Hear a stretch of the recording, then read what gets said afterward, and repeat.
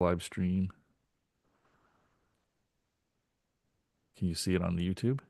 No, it's still setting it up, it says here. Yeah, I'm just looking now. Yep, there we are. We're good to go. We might as well launch this thing.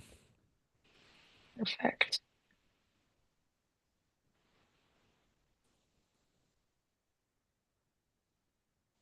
All right, welcome everybody. Thanks for joining us today. Today we're going to be discussing severance pay. We have an article that we just published about this. Just so everyone knows at the beginning, we're just doing a general kind of topic on severance pay in Canada. As probably many of you know, it can differ in different provinces. In Ontario specifically, there's some specific rules with severance, and the definition is a bit different. But today we're just going to cover Canada in general, kind of cover how it works, what's included in a severance package, what to do if you're terminated, all good things like that. And then we'll dive into some questions afterwards. Sounds good, Maddie. Let me share my screen here. And where is it? There it is. There. Let me know if that's showing up. Yep. Okay, perfect. So, as Maddie said, severance pay, the thing to say right at the beginning is it has two meanings, and it's important to keep this in mind. The common meaning that people have when thinking about severance pay is the idea that it's compensation you can get when you're let go from employment or when you're leaving an employment. Severance pay kind of encompasses all of the kind of compensation that you can negotiate. People think of things like a severance package when they think of it that way. The other way severance pay can be thought of in Canada, or the other way it is used, is it can have a very specific legislated meaning so that it doesn't necessarily refer to this overarching package. Rather, it can be a specific type of pay that you're entitled to under provincial employment standards statutes. So, for example, in Ontario, under their Employment Standards Act, there is legislated quote unquote severance pay. It's pretty unique to Ontario, but it is meant to be a statutory benefit that you can get.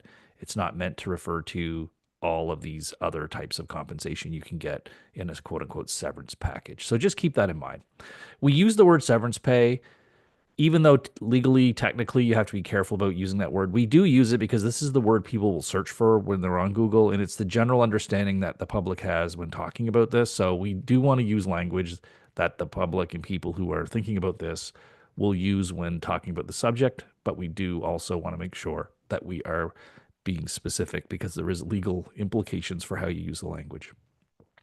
So this is something Maddie's put together for us. It is a guide for learning about severance pay and what some of your rights are. We go through some of the myths. I'm going to just scroll through it and we'll pick out some parts here to talk about. So, severance pay, as we indicate here, and I've just said, it varies province by province. Generally, it is going to refer to the overall compensation. It's going to refer to the overall compensation you get when leaving unemployment. Think of it in terms of like a severance package. Now, again, it can be in certain provinces. It can refer to a single type of uh, compensation that you're entitled to get. So keep that in mind, specifically if you're in Ontario. So in most provinces, how you'll see this referenced is under the Employment Standards Act of your province, you're entitled to certain notice of your job being terminated or pay if the employer doesn't give notice, they can give you the pay equivalent of that notice. All provinces have that.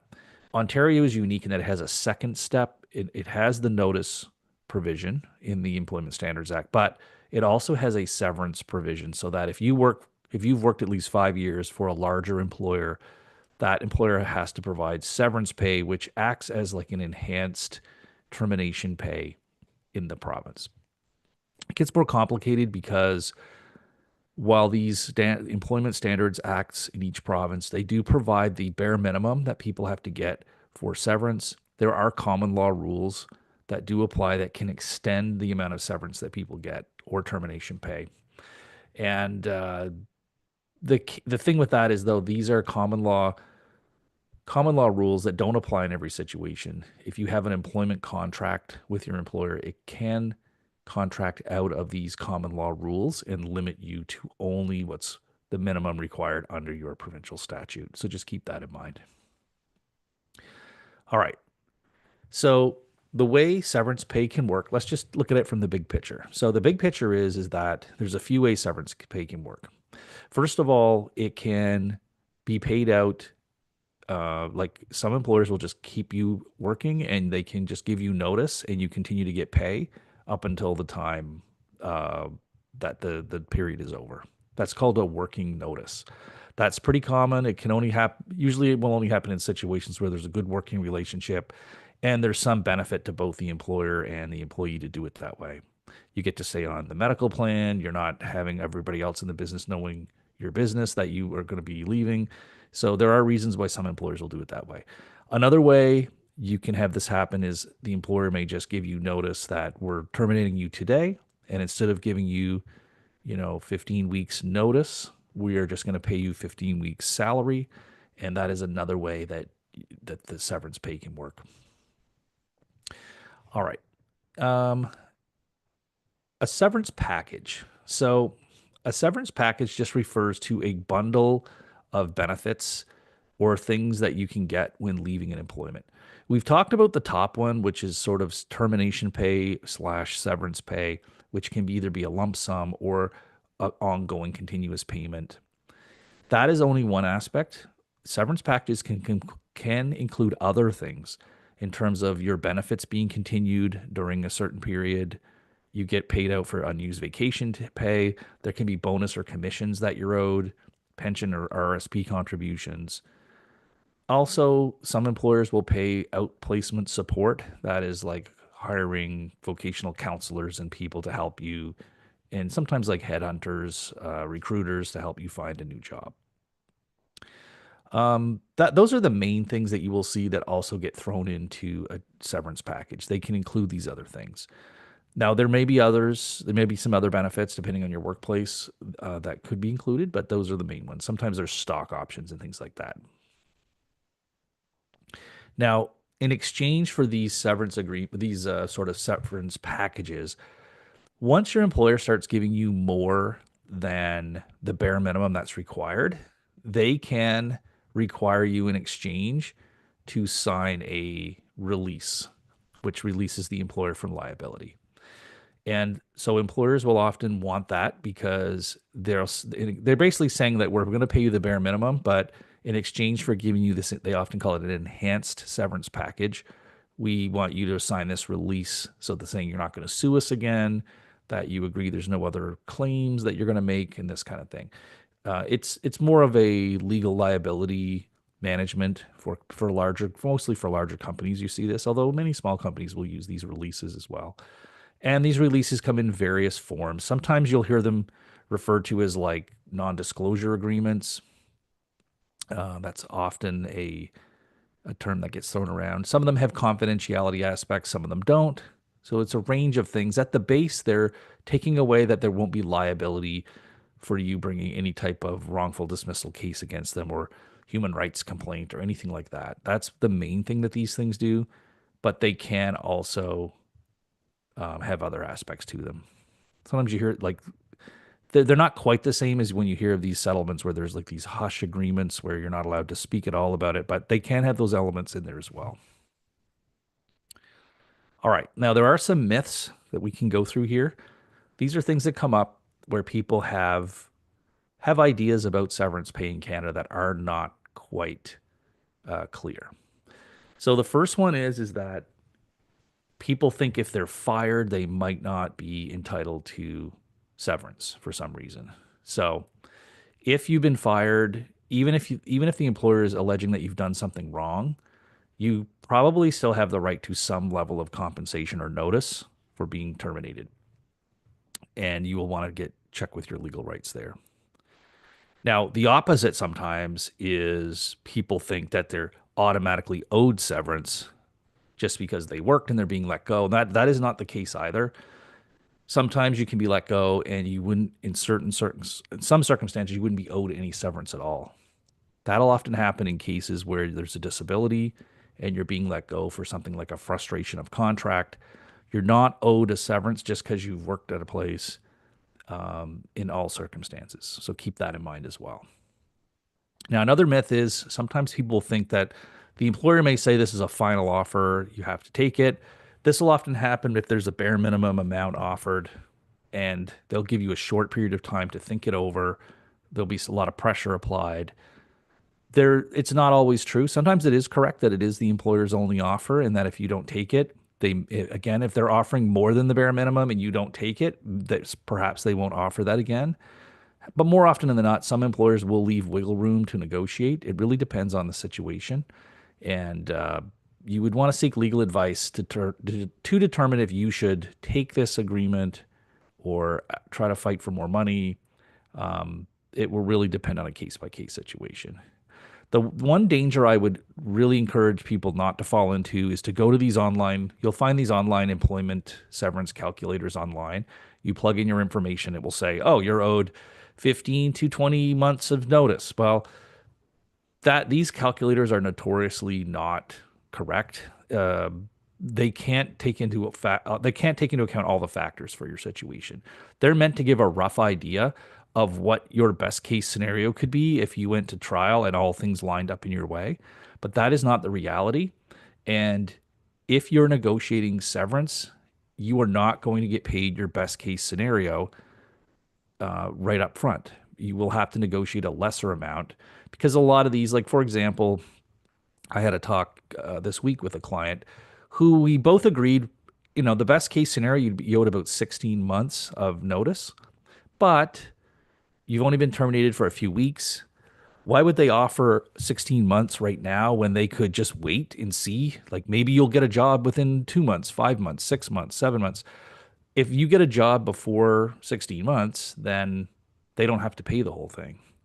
So the idea that you could be owed 16 months is more of a theoretical amount. It doesn't mean that's actually how things will play out. And again, to prove that you would be entitled to the full 16 months, you'd have to be, some employers are going to require you to go to court. You'll have to show to a judge that, yeah, you weren't able to get an equivalent job within 16 months, and also prove and satisfy a judge that you weren't able to find a job even though you were using your best efforts to do so. So again, you have to be prepared to negotiate much smaller amounts than what your ideal would be if you took a case to trial. Next one is severance only applies to full-time employees. That's not right at all. If you're a part-time, a contract worker, temporary workers, there's all rights to notice of termination depending on the situation. Now, with contract work, it can be different depending on your status. There it might really rely on whether you're an employee or not. So if you're not an employee, then you technically are not entitled to the same kind of notice rights, but there can be certain rights that you have under your independent contractor agreement with the company that's working with you. I wouldn't call them your employer because technically they're not your employer, but under that contract, you may have certain rights if they terminate the contract early. That would be a little different than if you were an employee. Sometimes employers will say that you're an independent contractor when in fact you are an employee. And so if that's the case, we've just did a case like that recently where somebody tried to just cut off the person without giving them anything. We said, no, they're not really a contractor. They're actually an employee. And as an employee, they're entitled to this notice. And so that was the basis of the negotiation. All right. Severance pay is tax free. Okay, there it is another myth. That is definitely not true. So when you get severance pay, depending on how it's structured, because again, we're talking about severance pay as an overall description of what compensation you're getting. That can include if it's the notice pay portion, if it's notice of kind of notice of termination pay, that can be that is taxable. But if the severance pay includes some payments for recognizing that there was discrimination or harassment or some other bad behavior, that type of compensation is not always taxable. And so some part of the severance can be tax free and some of it will be taxable. So just keep that in mind. And the last one is that you have to accept their offer right away. Now, there is some truth to that. I mean, you may have to sign it right away. If they give you a deadline, then yeah, technically you have to meet that deadline. There's no guarantee that if you wait until after that deadline that you'll still have the option. But again, it's usually not great for employers to give these short deadlines of a few days. That kind of thing will can come back to bite them later on, as putting undue pressure on someone. So, generally speaking, you should try to get some legal advice before signing any type of severance agreement to make sure that what you're signing up for is fair. And fair is always relative. Fair does not mean it's like the most you could get if you went to court. It means fair given the fact that you're getting the money now, you're not having to sue them, that you have the certainty of the situation, and that's basically it, right? Like you're getting the money now, you're avoiding litigation, you're not having to pay a lawyer. That what is fair there is going to be very different than what is your best possible case scenario if you were to fight this and go to court in terms of the most amount of money you could get. So just keep that in mind. All right. So the last part here, I'll just run through this quickly. So if you've been terminated, just listen carefully, get things in writing, try not to sign things right away. And normally the employer will verbally tell you and then give you a letter. You want to take the letter. The letter is something you can show to a lawyer. And often the letter will include, if they're going to want you to sign any type of release or confidentiality agreements, that will be attached at the time that you get your notice and that of the termination. So you'd want to have that to show the lawyer as well. Okay, I think I've talked too much here, Maddie. So I'm going to throw it back over to everyone to see if we have some questions around this. And I'm happy to answer any questions.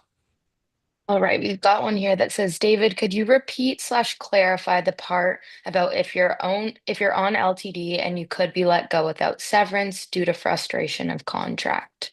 Okay, let me here. I'm just going to move this over here. So let's go over that part.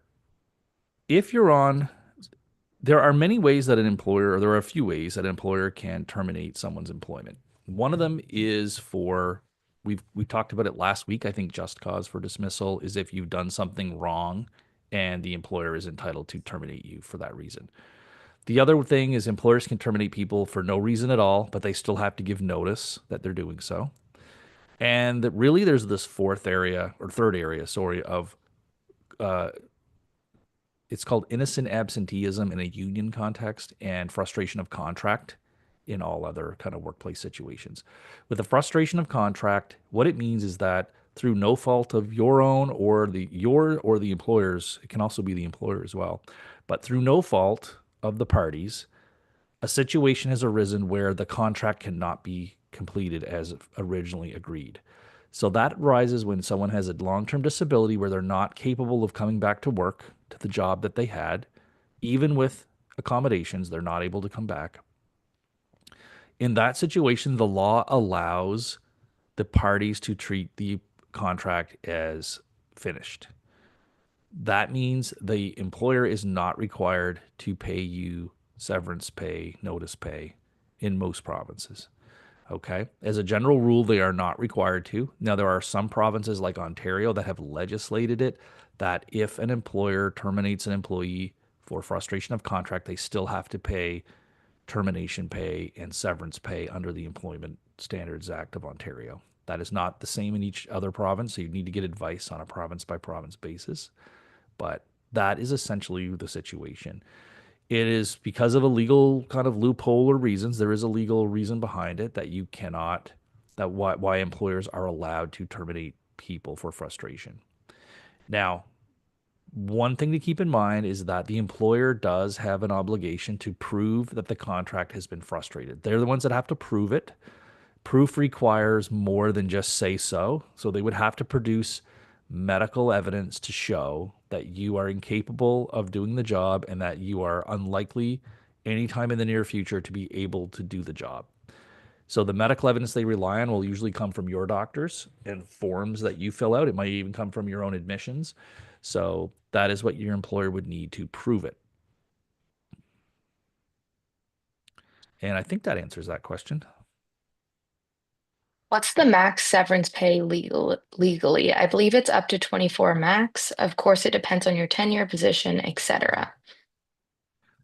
That's an interesting question. So There was quite a while in Canada where, in terms of like the notice, how much notice you're entitled to get, so that portion of the severance pay, there was a kind of a cap at about 2 years. However, recently, by recently I mean within the last few years, there have been cases that have pushed it as high as 30 months notice. But I have not seen anything higher than 30 months notice. Those would be extreme situations where you've got someone who's in their like 60s, 70s with a job that is just not going to be, is going to be very hard to replace the job. There's a lot of unique situations. We've had a case where I've argued for 30 months. It's still ongoing negotiations, but I drew parallels between our client and the person in the case, the legal cases that got 30 months. Very hard to do though. 24 months is going to be usually a rough upper limit on that's where most of the history of these cases has been.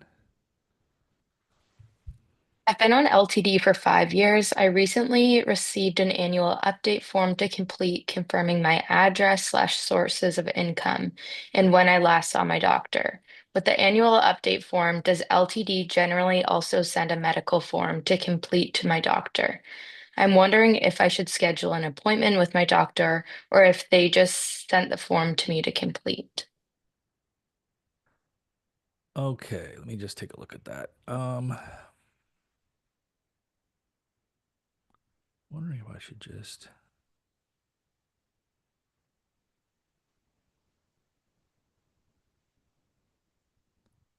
Okay. Uh, so you didn't get a medical form. I was trying to reread this to see, did you get a medical form? If you got a medical form, then yeah, go to your doctor and fill it out. If you didn't get a medical form, then just fill out the form with your information and send it back. So do you, am how is that worded, Maddie? Did they get a medical form or not?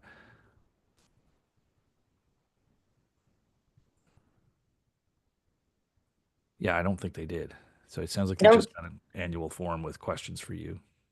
yeah, if that person wants, yeah, they clarified in here. There was no medical form, just a one-page form for me to complete. Right. Okay. Right. If you're on LTD for 4+ years, not able to return to work, medical evidence from two doctors, forms, etc., about to turn 63, what would what would typical next steps be for a large employer? Terminate for frustration of contract? Are they waiting until 65 years old? Yeah. LTD 4 plus years. About to turn. I mean, there's no general rules on this. Often they will do it after the 2 years. So your employer just could be forgotten about you. Like there's a bunch of things that could they might be waiting to age 65. Um, it more might be at age 65 they'll get a notice from the insurer that you've reached age 65 and the benefits are no longer payable, and that might trigger them to be like, oh wait a minute, we got to take care of this too. So it is at that point that they may come back and terminate your employment for frustration, but they really could probably do it at any time if they have evidence to show that you are not capable of doing the work that you did for them. I've been on LTD and my work has been informed that I wish to do a graduated return to work. Can an employer terminate employment rather than accept the employee's return? Am I entitled to severance if there is no position to offer me? I'm in Ontario. I've worked for the organization since 1999. Yeah. Well, if you are still an employee, it's pretty simple. If you're still an employee, the employer has an obligation to give you your job back. If they don't have your job, they have to use, there is kind of a gray area where they can give you alternative jobs that are roughly equivalent in pay and, these kind of things. But if they're not able to do that, then it would be a dismissal type of situation. Now, again, I don't want to give you legal advice, so I would want to like know a lot more about your situation and before giving you any advice that you'd want to act on. But generally speaking, if you're still an employee, you're still an employee. They've got an obligation to bring you back to similar position, and if they can't, then it's a termination, and you'd be entitled to notice. Is it normal to receive a severance slash settlement from your employer, especially if you're approved for CPP disability? Or do I consider myself blessed if that were not the case? It is not normal to, if you're on disability, to receive settlements from your employer because most of them will know, especially if you're on CPP disability, the whole idea of CPP disability is you're not capable of doing any work. So it would be unusual for an employer to pay severance pay to an employee on CPP disability unless for some reason they really wanted a release where they thought they just want to get with no possibilities of complaints or harassments and all these kind of, so that would be the only reason they would probably do it. I don't understand the part about being blessed, or do I consider my blessed if that were not the case? So if I think what you're saying, are you blessed to get a severance if you're on CBP? Yeah, probably. But your employer might have had some reasons for wanting to do it for their own reasons. But most often you are not going to get severance pay if you are on CBP disability from an employer. You just clarified down here. It was part of a settlement of a human rights complaint. My Mm. lawyer said I was really lucky. Okay, yeah. Yep. So a human rights complaint is a little different. It's not that has nothing to do with a human rights complaint is very separate from a frustration of contract. So it is different. In fact, that's one of the strategic things you would do when thinking about these kind of cases, whether we go after like a wrongful dismissal or do we treat this as a human rights termination, a human rights situation, because they are legally distinct. And but that's good that you were able to get something. And I would probably agree with your lawyer that if you got some stuff there, you're probably lucky to get it. Well, not necessarily lucky, but you were. It's not always easy to get compensation in those situations. What is the maximum notice in Ontario? The maximum notice is 8 weeks termination pay, and I think then for people who can get severance pay, I believe it can go to a maximum of 26 weeks, if I'm not mistaken. So it would be 8 weeks plus 26 weeks, but I'd have to look that up. I think that's what it is. I'm just looking it up now. I know it's 8 weeks for sure for termination pay, and then the severance pay portion would be, I think it goes to a maximum of 26 weeks. Yeah, the maximum is 26 weeks. So 34, if you add them together, 34 weeks is the most you can get under the Employment Standards Act if you can meet all the criteria.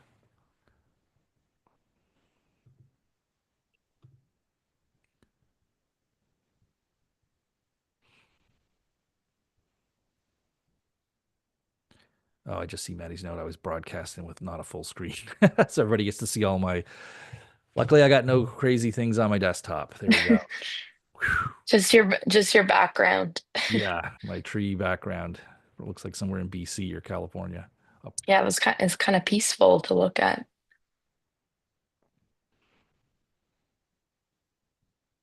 Yeah, and just so everyone knows, I don't think we said this at the beginning of this time, but we do live stream these webinars on YouTube now.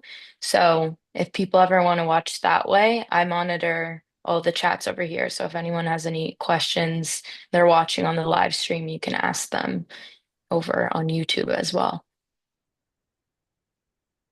yeah, we're still messing around with getting back on YouTube again, doing more live streaming there. Mhm. Um, yeah, we're just happy to answer any questions you might have. If there's not any more questions, then I will get back to work because I'm super busy lately. But oh, I think one just came Spoke through. too soon. A person was injured at work and got WSIB, no missed hours, but covered for treatments, meds.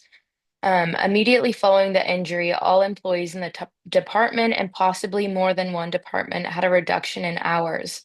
All are PT permanent, e.g., 32 hours to 20 hours a week. Is this worth bringing up to WSIB for loss of earnings? Okay. So just for everyone else out there, WSIB is Ontario's workers' compensation system. Is this worth bringing up? I mean, I don't know, to be honest. It may it may not have anything to do with WSIB. It sounds like it could be just a change in workplace procedures. Like there could be many reasons why their hours are decreased that have nothing to do with the injury at all. Or maybe it does have to do with the injury. Even if it had to do with the injury, I don't know that WSIB would get involved with dictating how the employer, how many hours they give people, unless this was some type of like a singling someone out or a situation where there's, you know, retribution, not retribution. What's the word I'm looking at? Um, yeah, I guess it is kind of retribution. It's one of these things where the employer is kind of getting back at you for making a complaint, but if it's affecting everyone, then it's less likely that that's the case. Retaliation, that's the word I'm looking for. So unless it's a retaliation, there's no harm in bringing it up with WSIB. Honestly, if you just bring it up, maybe this is something. This is not something I've ever heard of anything being done about. But I've not heard not being done about it either. So I'm just not sure. People on LTD over 5 years on long-term maintenance, LTD sent me a form to complete, but they didn't say if they have also sent a form to complete to my doctor. Okay. I'm wondering if LTD typically sends your doctor a form to complete annually, if you're on long-term disability maintenance, or do they just send a form for you to complete? Want to make sure that if they sent a form to my doctor, it gets completed in time. Yeah, I don't really know, honestly, because they do things differently, but usually the forms will come to you and not directly to your doctor. So you would know about it if they're going to send something to your doctor. Like you'd either get a copy of it or they'd send it to you and ask you to get your doctor to fill it out. So I don't think it's going to be a situation where they're sending things directly to your doctor normally, but I can't say that for certain on any given case. My gut feeling is if you get a form from the insurer and fill it out, that's probably the only form they sent. But I can't say it specifically for you. I'm on LTD and CPP disability. Am I entitled to termination pay and severance pay if my employer has no position for me to return to? Yeah, this is a perfect example of the frustration of contract situation. So it would, first of all, if you live in Ontario, possibly yes. Um, Possibly yes. But other provinces, most likely not, because the fact that you're getting CPP disability would be good evidence. Not, they'd still have to get medical evidence, but it would be good indication that you're not capable of doing your old job, and that would meet the criteria for a frustration of contract. So in some provinces, if the employer can show there's a frustration of contract because of your disability, they don't have to pay anything. In Ontario, they still have to pay statutory, which means through the Employment Standards Act, statutory termination pay and severance pay, as we mentioned, which can go up to a maximum of 34 weeks for very long term. To get that, you'd have to be employed 26 years or more to get 34 weeks pay. So, for Right, we example, if have you were employed 10 years in Ontario, you would get 8 years termination pay and 10 years severance pay. So, or sorry, years. You'd get, uh, if you were employed 10 years in Ontario, you would get 8 weeks of termination pay and 10 weeks of severance pay for a total of 18 weeks pay. follow-up question. My doctor has cleared me to return to work. Yeah, then that is not a situation where frustration is going to be the employer's going to have a hard job saying that your employment is frustrated. So that if you've been cleared to go back to work, you're still an employee, then they have to employ you. If it's like you're not different than any other employee coming back. So if your job is not there, it would be like they're now breaching their employment agreement with you. So there would be a situation where they have to give you an equivalent job, and there can be debates over what that means. Or it could be a situation where they have to give you termination pay. All right, we got one over here on YouTube. I'm off work on WCB Alberta. I've been diagnosed with PTSD and depression. However, my moral injury for discrimination was not deemed a compensable event. Should I or can I sue?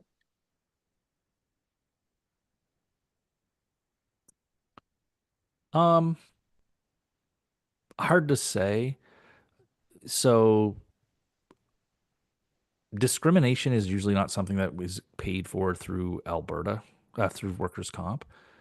Compensation for discrimination is usually just paid through the Human Rights Commission. Or in Ontario, you can actually bring the cases through the normal courts. But in Ontario, Alberta, I think you'd have to go through the Alberta Human Rights Commission and Tribunal. Generally, it is.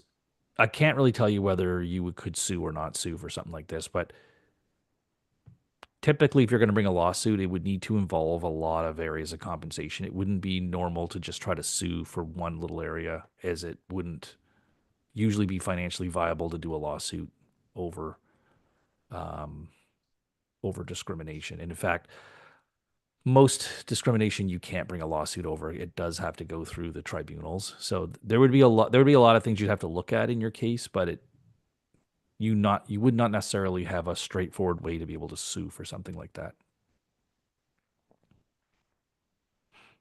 All right. In addition to the former WSIB question, several employees were verbally asked if they would want to do a separate contract up to 3 months at a different store at 40 hours, equals more than typical work week. The employee said yes at first, then after injury was asked, and the employee said, I don't think I can due to the injury. Self-ableism, the injury was easily accommodated in the similar original role. Would this be worth bringing up to WSIB? They lost up to 20 hours per week by turning down the contract. Also, the job offer was very informally chatted about by managers to the employee, so nothing was set in stone. But people were put on a list if interested. Yeah. So this is getting more complicated. So I hesitate to give you any real advice that you would want to take to the bank here. Employers are allowed to give alternatives in working in different locations, and if these locations are within a reasonable travel distance, failing to take advantage of these can be detrimental to the employee, right? So again, each situation is looked at individually to determine what's reasonable given the situation. If it usually has to be within a reasonable travel distance, but offering positions at different kind of locations within a reasonable travel distance can be seen as, if you refuse it, it can be a problem for the employee. Um, the rest of it is just hard for me to comment. These are very difficult situations to kind of work through because you have to look at the reasonableness of the what the employers offered for accommodations and things like that. LTD recently sent me some forms to complete. They gave me the option of either mailing the forms or submitting them to a general inbox email they provided. Do you generally recommend that completed forms are emailed back instead of mailed? Don't have any. I mean, there's no real preference for me. For me, it's just more like, do you get them? People receive them. The medium that you get them there is not as important. Email can be I good because it's just better organizing. It's easier to keep your track of something because it's electronic. It's right there. So for a lot of people, email makes sense. But some people are very concerned about privacy, and emails are less private and things. So it just really depends on how you want to organize it. um hi, when will the future webinars be held regarding LTD? I'm wondering if there are any restrictions regarding moving to another city, province, country, etc., if on LTD in Ontario. Think we're discussing LTD next week, but I'll put that in our schedule that we talk about LTD, moving provinces, things like that.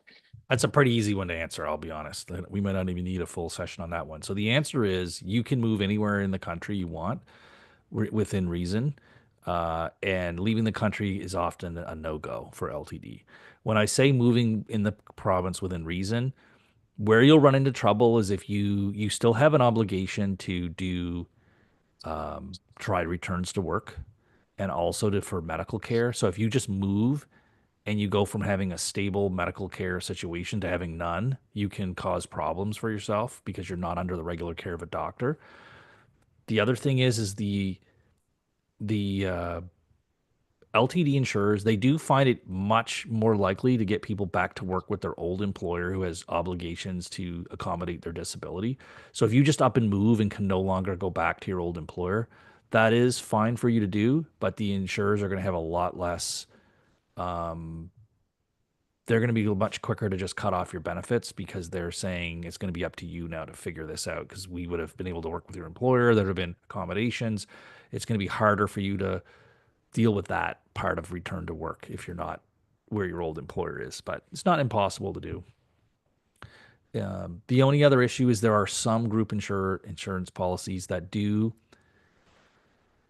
have conditions around there are these conditions around when you're on LTD and if you try to return to work and it doesn't work out, then you immediately go back on the same claim. There are some policies I've seen that restrict that if you don't return to the employer who has like that won't be available to sometimes if you or at least the insurance policy tries to say that if you go to a different employer and not the original employer. I've seen insurers try to argue that, although it'll all depend on the wording of the policy, but it doesn't seem to make a lot of sense that they could require something like that because they're insuring you for your ability to do a job, not not that particular job. So I would not put a lot of weight on insurers trying to argue that, but I would definitely want to see what the policy says in any given situation. So generally, no, you can't leave the country with most policies.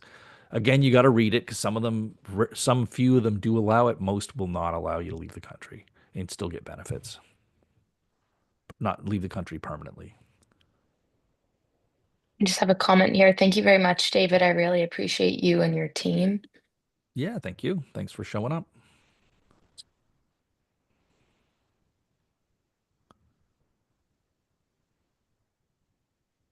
Just looking what we're talking about next week. So next week we're discussing can you claim mental distress when filing a long-term disability claim?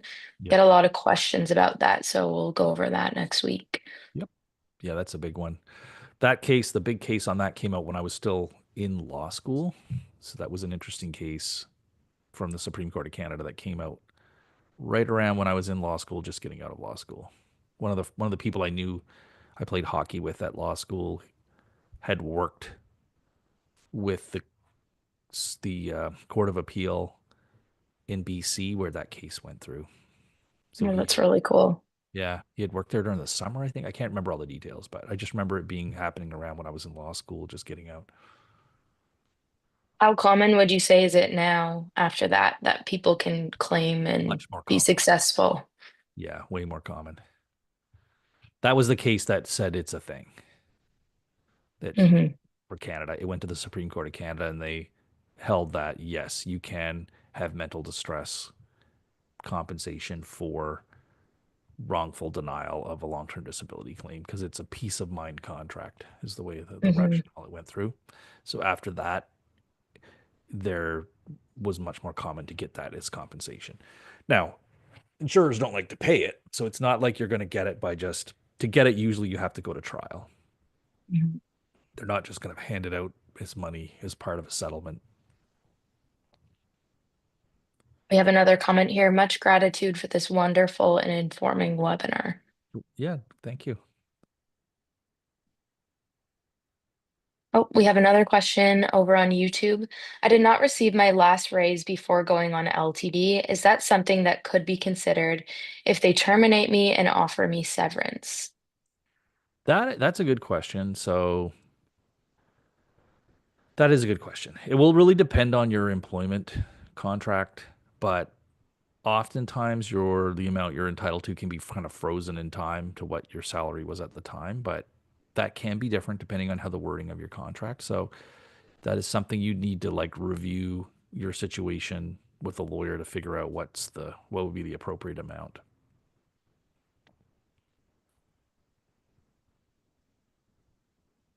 Because if you're on a leave, like you're not there getting raises and that kind of stuff while you're on the leave. It can be different in a unionized environment where the whole group is getting, a new contract comes in, then that kind of thing can affect you. But if it's just individuals, your salary can kind of be frozen in time in some situations.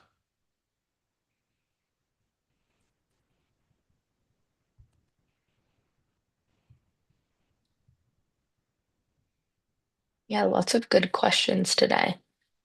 Absolutely.